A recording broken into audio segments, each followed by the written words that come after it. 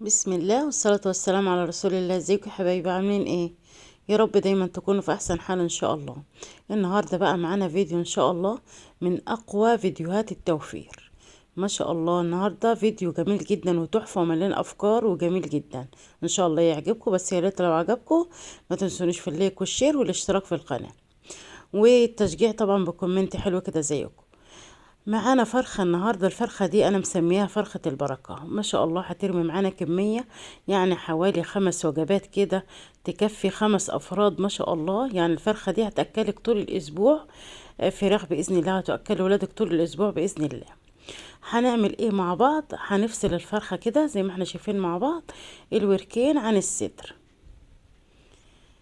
هنفصلهم بسهولة جدا، بس ايه السكينة طبعا انت لو مبتدئة هتخليها انت، ما تحمش السكينة جامد عشان السكينة طبعا ما تفلتش منك ولا حاجة تعورك. لو مش هتعرفي تخليها ممكن تروح عند بتاع الفراخ وتقولوا له ايه اخلي لي الفرخة دي، يعمل لك الوراك. حمام كداب يعني يخلي الوراك ويخلي الصدور، يديك كل جزء فيها لوحده. هتديله 5 جنيه ولا حاجة وهيخليها لك كويس جدا برضه، هتبقى كويسة جدا برضه معاكي. بس انا عشان متعودة على الخلي ده بجيب فراخ صحيحة كتير وبخليها، فمتعودة عليها. شايفين بقى فصلت الصدر عن الورك. هعمل ايه في الصدر؟ انا فتحت فتحة صغيرة بس تنفد ايدي كده، تنفد صباعي بس. شايفين صباعي بيعدي ازاي بمنتهى السهولة، ولا بتاخد معايا اي وقت خالص، سهلة سهلة يعني. عملتها. شايفين العظمة ما فيهاش ولا حتة لحمة. بمشي مع العظمة كده بس بسلك بالسكينة كده في المبتدي كده، وبعدين اعدي ايدي، هي ايدي اللي بتخلي بقى الايه الفراخ بتاعتي، زي ما انتم شايفين معايا كده، بالراحة خالص، ولا هتاخد معايا اي وقت ولا. شايفين بشد ازاي؟ بتتشد كده بتتخلي معايا بكل سهولة. بس خلاص هو كده اتفصل الصدر، اتفصل خلاص ما شاء الله اتفصل، وما فيش معايا لحمة خالص في العظماية. بسلكها بقى من عند، هي ما شاء الله محددة نفسها. يعني بقى بفصل بقى من عند التحديدة دي بين الصدرين كده، بفصل بالسكينة بمنتهى السهولة كده. بس اخد بالي بس وانا بستخدم السكينة، وزي ما قلت لكم تبقى السكينة متوسطة، ولا حامية قوي ولا برد قوي، عشان السكينة ما تفلتش معاكي وتعورك. شايفين الصدر بقى مفيهوش عظمة خالص ازاي، مفيهوش لحمة خالص ازاي، ما شاء الله خالية ما فيهاش ولا حتة ماسكة في العظم. شلت الجناح كمان سليم زي ما انتم شايفين معايا كده، وخليت الصدر التاني زي بنفس الطريقة، وقطعت الرقبة والايه والاجنحة. الوركين بقى حطيتهم. شوفوا حاجات المحتويات بتاعه الفرخة بتاعتي. العظمية دي برضو مش هرميها، هستفيد بيها ان شاء الله. معايا الصدر اهو، الصدر الناحيتين الاتنين بتوع الصدر. هاخد واحدة، هاخد ناحية من الصدر، والناحية التانية برضو هستخدمها في وجبة تانية خالص ان شاء الله. هطلع حتة الفيليه كده زي ما انتم شايفين معايا كده، الحتة الرفيعة دي اللي بتبقى في الصدر بطلعها لوحدها. قابلتنا عظمية بس كده وانا ماشية، فبقت ايه بشيلها عادي جدا وبنضف الصدر بتاعي. طيب هقطعه ازاي؟ بنضفه بس حواليه كده، وبمسك ايدي احطها على الصدر زي ما انتم شايفين معايا كده، بطول الصدر، واضغط عليه جامد، وامشي السكينه من تحت ايدي كده، واخد بالي برضو السكينه ما تطلعش معايا لفوق عشان ما تعورنيش. اخلي السكينه دايما في ايدي حاسه بيها، ما تحصلش ايدي. اقطعها بالشكل ده كده. انا قطعتها سميكه كده ليه؟ عشان هعملها اصابع. لو هعملها طرنشات يعني قطع كده، هقطعها ارفع من كده، بس دي عشان هقطعها صابع، فقطعتها ايه سميكة شوية بالشكل ده كده. طبعا الطول ده كده هقسمه 2، عشان ما ينفعش طبعا تبقى طويلة بالشكل ده كده، عشان من ناحية ترمي معايا، ومن ناحية تانية ما يبقاش شكلها يعني ايه مش حلو مبالغ فيه يعني. الحتة الطويلة هقسمها 2 بالشكل ده كده، يعني هعملها سمك الصباع بالظبط، وطول الصباع برضو بالظبط، طول صباع ايدي وسمك صباع ايدي. هقطع ناحية بس من الصدر زي ما انتم شايفين معايا كده، والصدر التاني خدته منه برضو الحتة الفيليه دي، وهقطعها برضو ايه هعملها صباعين زي ما انتم شايفين معايا كده، والصباع برضو هقسمه 2، يعني كده عملت معايا ايه حوالي 3 4 اصابع كده. شايفين الكمية دي؟ وهنضاعفها برضو دلوقتي الكمية دي، وهتبقى ستريبس زي ما انتم شايفينها معايا كده، مش هفرمها ولا حاجة، بس هتبقى معايا كمية مبروكة ما شاء الله، وهتقضي برضو 5 افراد وزيادة. هنملى ايه هنخلي بقى الورك بتاعنا. هشيل الجلد اللي عليه كله كده بالشكل ده كده، وانضفه خالص من اي دهون ومن اي جلد حواليه.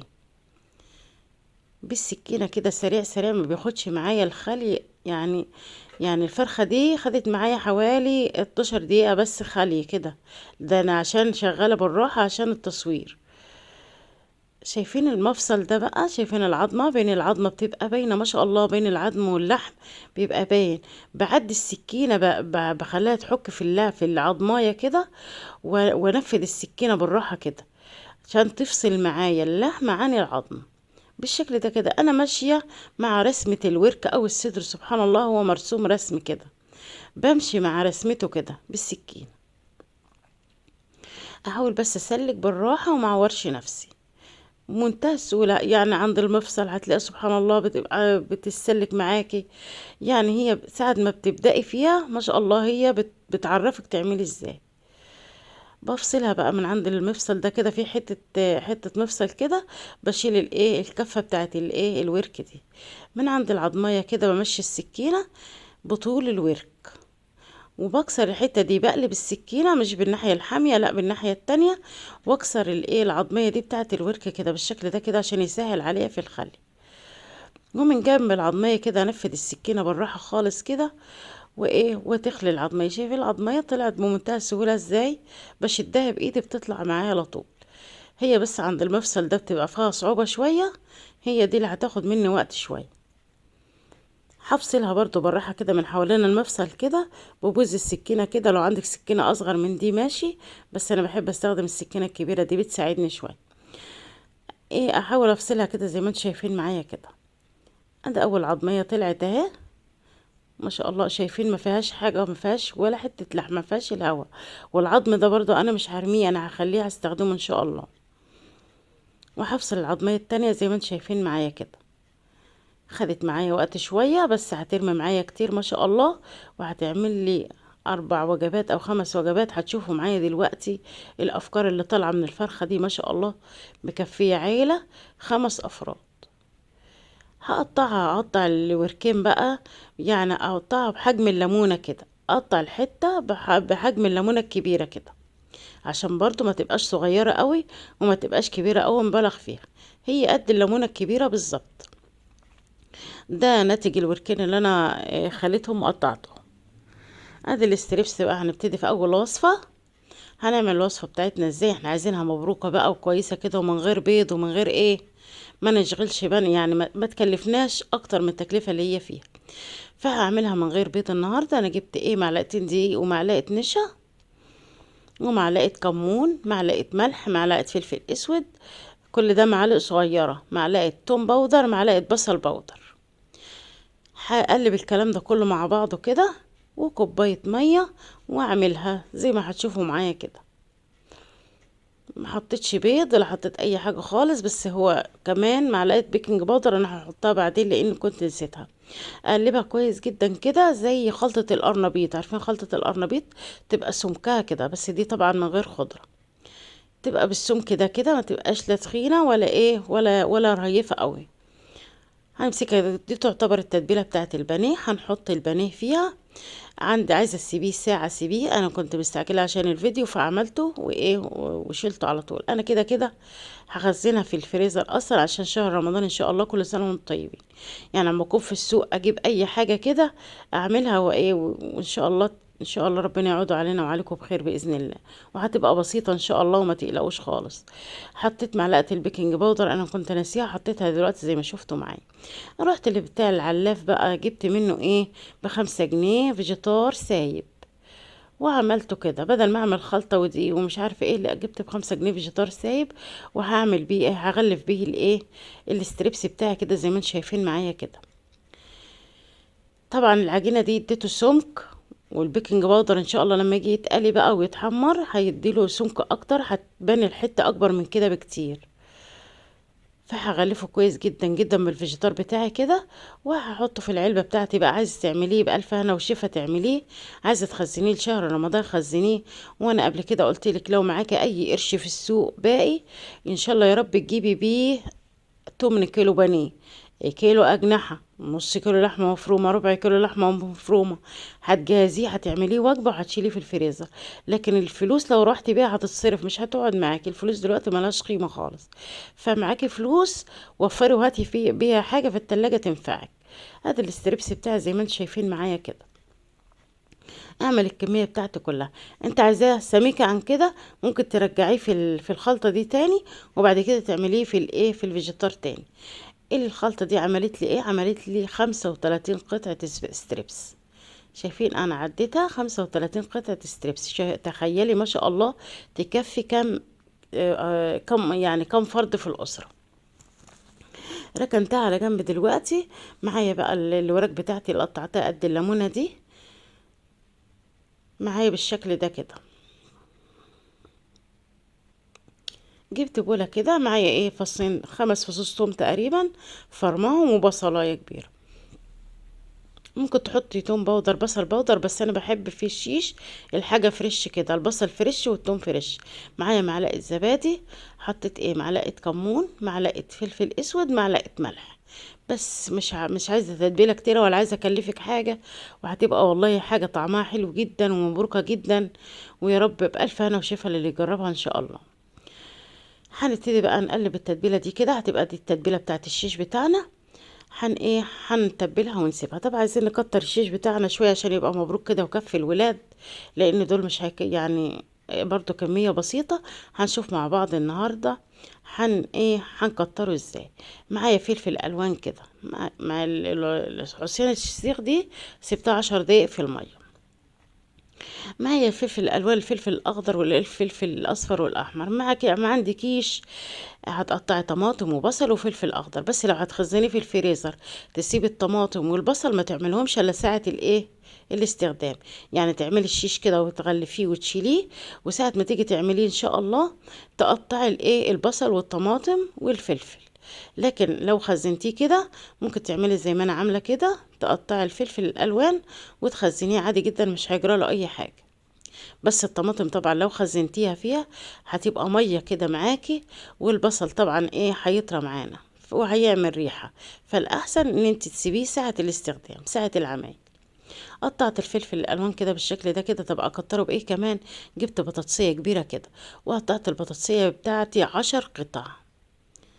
قطعت كل جزء 10 قطع. لان ده 5 اسياخ، انا هعمل 5 اسياخ، والسيخ هحط فيه حتتين بطاطس. يبقى انا عايزة 10 قطع بطاطس عشان برضو ما اقدرش الحاجة. فقطعت بالعدد كده 10 قطع بطاطس. وهحط بقى هتبلها بقى في التتبيله بتاعت الشيش زي ما انتم شايفين معايا كده، وهقلبها. ممكن تسيبيها برضو ساعة او 2 زي ما انت عايزة. لا مستعجله زي حالتي كده هتعمليها وتحطها تسيخيها يعني، وتلفيها وتشيليها، او تعمليها بألف هنا وشفا لولادك مع شويه مكرونه، مع شويه رز بشعريه. هتبقى وجبه زي الفل ان شاء الله وزي العسل باذن الله. هنبتدي بقى نسيخ الشيش بتاعنا. شايفين قد الليمونه كده. انا بحط في السيخ 3 قطع اللي هي الفراخ. 3 قطع فراخ، حته فراخ وبطاطسايه، فلفلايه حمراء، فلفلايه خضراء، فلفلايه صفراء.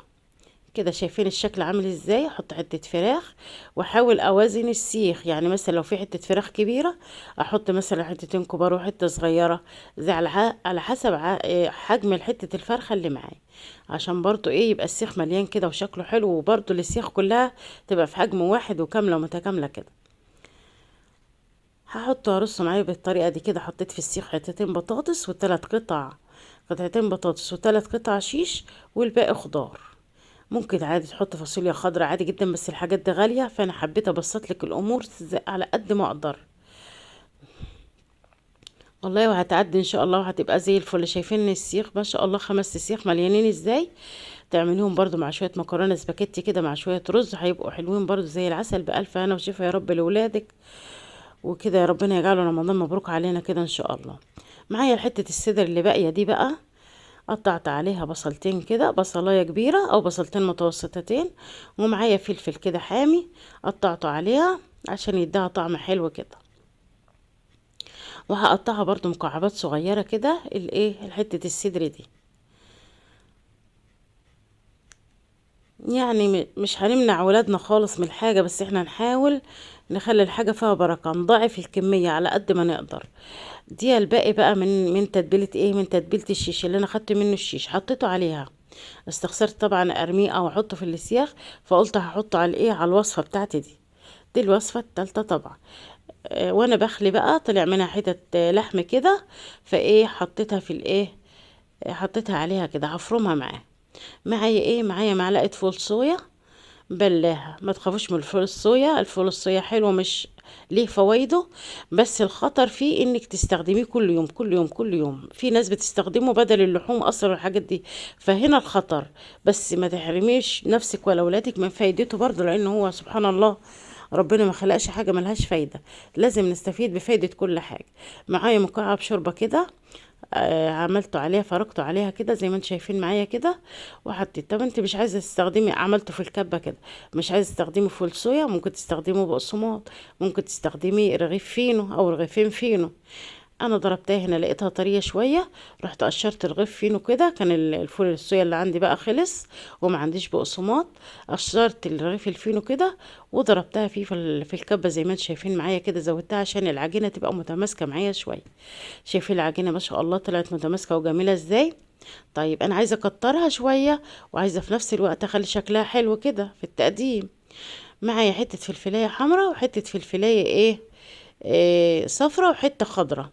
هقطعها قطع رفيعه خالص كده، زي حبايه الرز كده، صغيره رفيعه كده عشان تستوي معانا، وكمان ما تخليش الوصفه بتاعتنا تفك. شايفين زي حب الرز ازاي صغنونه خالص ازاي. هحطها عليها بالشكل ده كده، اقطع حتت صغيرة صغيرة كده واحطها عليها. دي تالت وصفة معانا. دي كام وصفة؟ دي تالت وصفة معانا من الفرخة ما شاء الله. مفيش وصفة عملتها ما تكفيش أسرة من 5 أفراد. الستريبس ما شاء الله يعني 35 قطعة تكفي ويفيد كمان بإذن الله. ودائما قولي الأذكار وقولي اللهم بارك لنا فيما رزقتنا وارزقنا خيرا منه وقنا عذاب النار يا رب العالمين. والله ما هي معدية بشطارتنا ولا بتدبيرنا، هي بتدبير ربنا، وربنا بيلهمنا بالأفكار كده، وإن شاء الله تعدي وهتبقى زي الفل إن شاء الله. في ايه، قطعت الفلفل كده، ومعايا كمان حتة فلفلاية خضرة كده هقطعها عليها. يا ريت بقى لو وصلت هنا ما تنسيش اللايك والاشتراك في القناة. هقطعها كده بالشكل ده كده، واحاول اقلبها بقى شوية كده، اخليها ايه الفلفل والبتاع تشربها كده بالشكل ده كده. واللي عندها فكرة يا بنات تكتبها لي في الكومنتات، نساعد بعض كلنا ونساعد اخواتنا. واللي هيقرا التعليقات طبعا هيشوف الافكار بتاعتكم، ويا ريت تبعتوا لي تطبيقات ونقف جنب بعض كلنا في الشهر الكريم ده، نحاول نورد افكار لبعض، واللي عارف يعرف اللي مش عارف، ودي احنا كلنا بنسند بعضنا في الظروف الصعبة دي. قلبتها كده بالشكل ده كده وعملتها. هو الفيديو طويل شوية بس الفيديو فعلا يستحق انك تشوفيه كله، ما شاء الله تحفة. معايا كده الايه، الوصفة بتاعتي. جبت انا المسن بتاع السكاكين كده، ومعايا ايه معلقة زيت، بعوص المسن بتاع السكاكين كده، وهعمل ايه كفتة الفراخ او كباب الفراخ زي ما بيقولوا. هعملها بالشكل ده كده،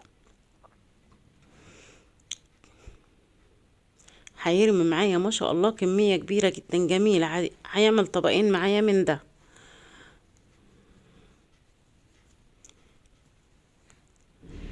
نعملها بالشكل الجميل ده معايا.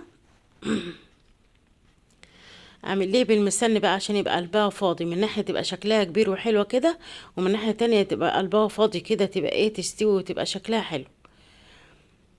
ما عملتهاش في سيخ رفيع ولا حاجة، لان السيخ الرفيع هيحتاج لحوم اكتر، بس دي بقى تبين كده ان الصباع الكفتة ما شاء الله كبير كده ومليان، وقلبه فاضي كده من جوه، يستوي كده وشكله جميل، هيبقى هش جدا. بس وانا بعمله على السيخ زي ما انتم شايفين معايا كده، وانا بخرجه الف السيخ كده، الف السيخ عليه ما شدهوش عشان ما يطلعش معايا. شايفين الكميه اللي طلعت ما شاء الله، اللهم بارك قد ايه، من ربع فرخه كمان.